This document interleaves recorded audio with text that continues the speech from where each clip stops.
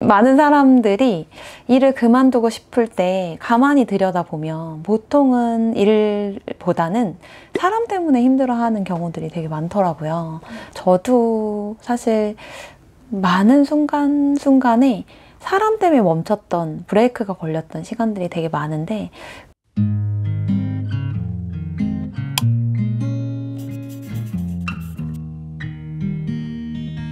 그때 저한테 되게 크게 다가왔던 한 분이 계세요.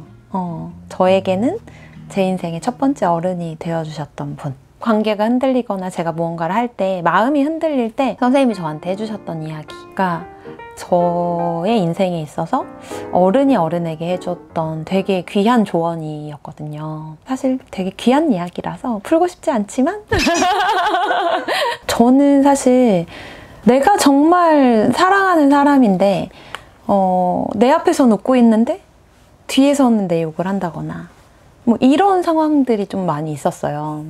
그게 좀 저를 힘들게 하는 지점이었는데, 그때 제 인생의 어른 쌤정님이라는 분이세요. 쌤정님이 저한테 해주셨던 말은 가장 가까이에 있는 사람을 품어라 라는 이야기였어요. 높이 이렇게 날아오르려고 하면 할수록 질투하는 사람들이 생겨날 거야.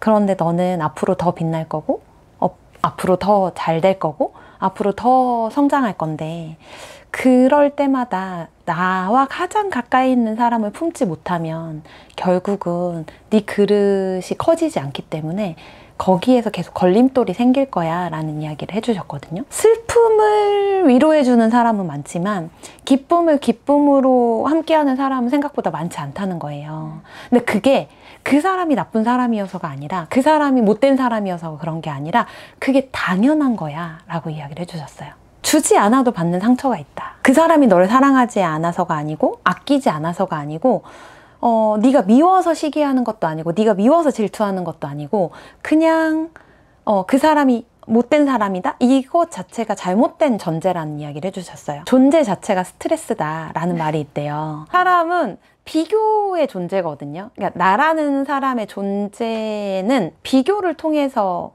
결정이 된대요. 근데 내 주변에 잘난 사람이 계속 있으면 이 사람 자체가 스트레스가 되는 거죠. 인간의 본성, 인간의 본질, 요거를 이해하면 그 사람을 품을 수 있다는 이야기를 하셨거든요. 그래서 너가 이해를 하지 못하면 그냥 그 감정 때문에 내가 계속 괴로워진다. 그 괴로운 감정 때문에 스스로 사람을 밀어내고 사람을 불신하고 사람을 미워하게 되지 말고 인정하고 존중할 수 있으면, 그러면 너의 그릇이 조금 더 커질 수 있을 거야 라는 조언을 해주셨었어요. 근데 두 번째 조언은 그거였어요. 논쟁하지 말아라. 논쟁하지 말아라.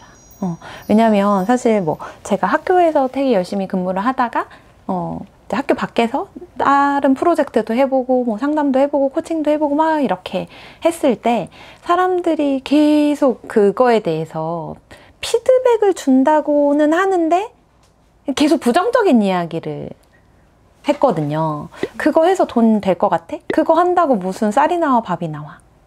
그거 한다고 너 애 팽겨치고 뭐 하고 있어? 근데 그때마다 제가 그 사람을 계속 설득하려고 했더라고요.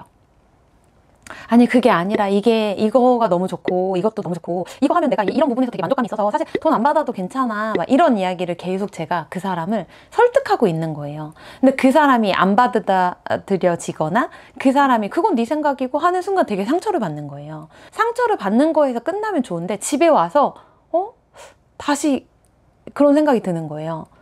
그 사람 말이 맞나? 맞아. 나 잘못하고 있는 거 아니야? 이런 생각이 계속 드니까 계속 소진되는 거예요, 내가.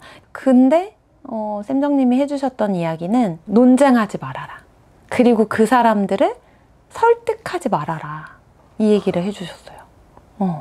너가 새로운 일을 하려고 시작하는데 앞으로 가기도 바빠 죽겠는데 언제 그 사람들 다 설득하고 설명하고 이야기 나누고 언제 갈래?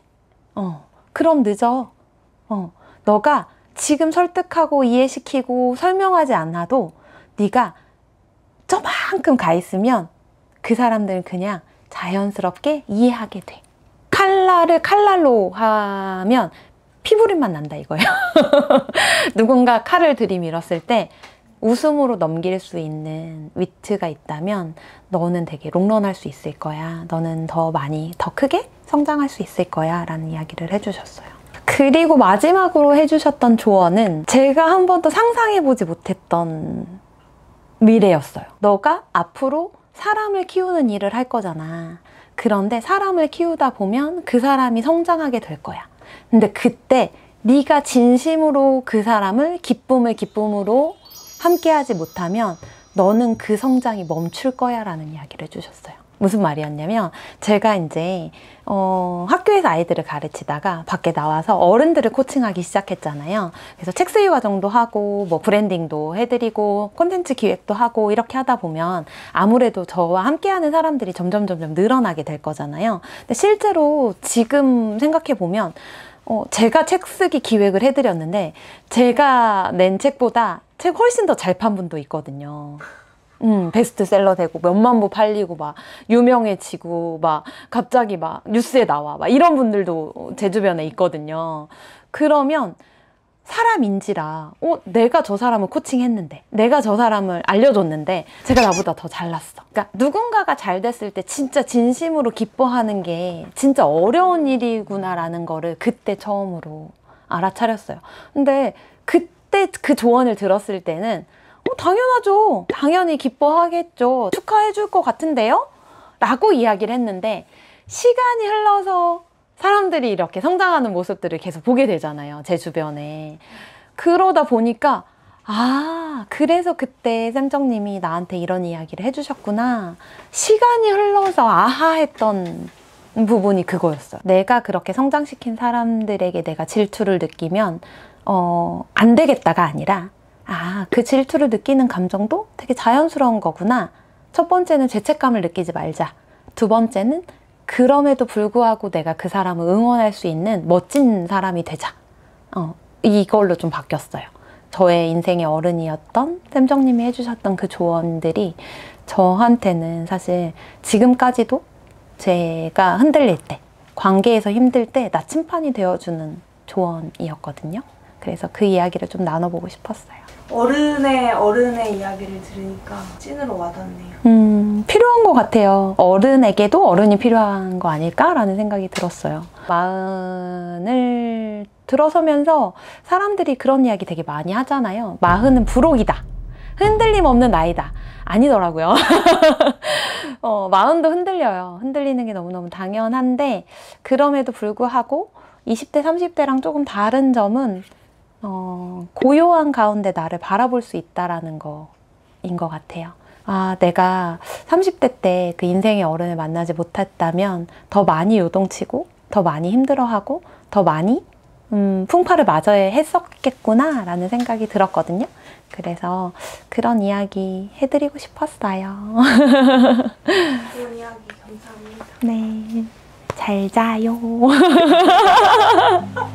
나도 자야지. 뭐가 제일 부러웠어요? 어떤 거야? 책 쓰기 수강생.